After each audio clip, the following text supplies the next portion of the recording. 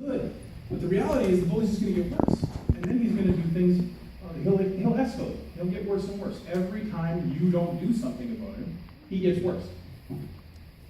So what I started doing was when I saw somebody say something exceptionally stupid, which on social media is, every day, I started saying stuff back. I started challenging people. I started saying, hey, you're saying something ridiculous. Why don't you back that up? I need to see a source. Like, you're telling me Israel's an apartheid state. Tell me how it is.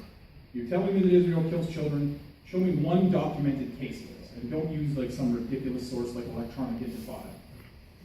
The change was immediate. I started seeing friends of mine, and the people who follow me on social media can attest to this.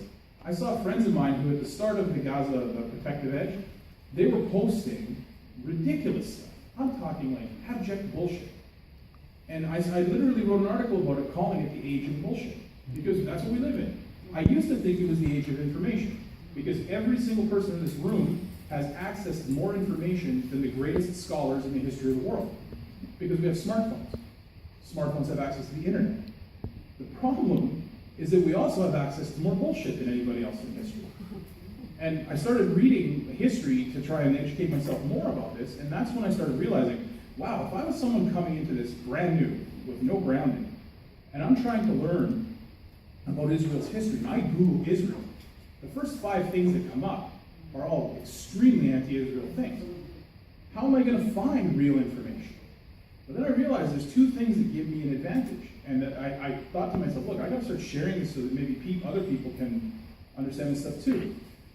The biggest thing, and it's what I call the 3 C's, right? And I know that now it's coming into one of those lessons, and I'm going to explain to you why that doesn't usually work.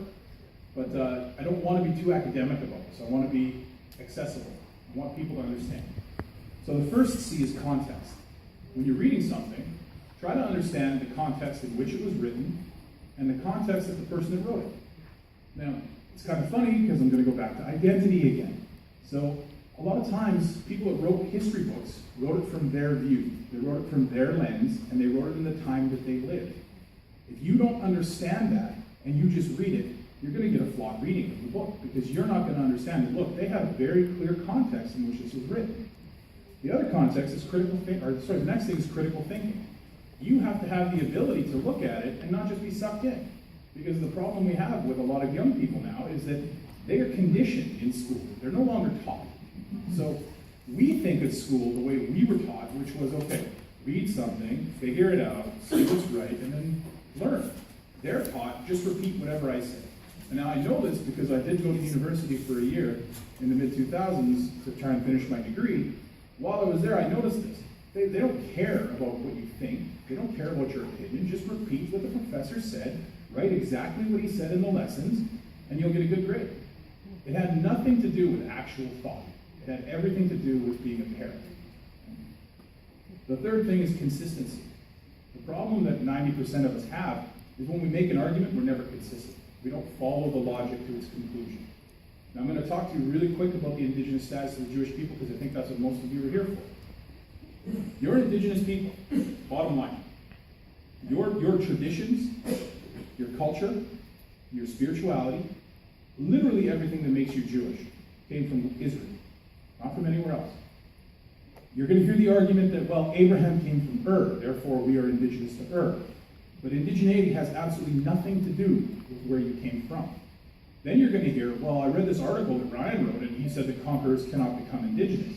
But that's not true. That's not what I said. You cannot become indigenous through conquering, which means that I can't go somewhere, conquer someone else, and steal their indigenous status. That's not how it works. You have to have a genesis and a coalescence on the land. Once you become a cohesive people, that's what makes you indigenous. It has nothing to do with how long it was, and that's the most important thing. Because people are actually going to turn the single most important fact that you have working for you, they're going to turn it against you. Because they're going to say, yeah, but that was 3,000 years ago. Well, of course it was 3,000 years ago. That's when your people had its coalescence as a people. So that's actually a demonstrable tie to the ancestral land. That's 3,000 years ago. It's incontrovertible. There's nobody else in that area that can claim such a coalescence to be that long lasting.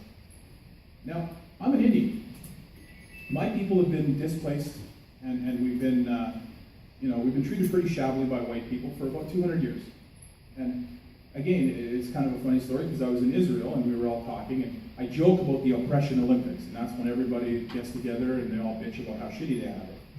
And it was funny because there's a Jewish guy sitting at the table, and I said to him, I was like, yeah, 1849, my people kind of started pushing for a state, and then it was probably around 1870 when we declared a state, and then they declared war on us, and then pretty much, the Canadians killed most of us. And he looks at me and he's like, newcomer. Right. What do you say to that? It's like, and the funny part is, I've studied enough Jewish history that I realize, I'm like,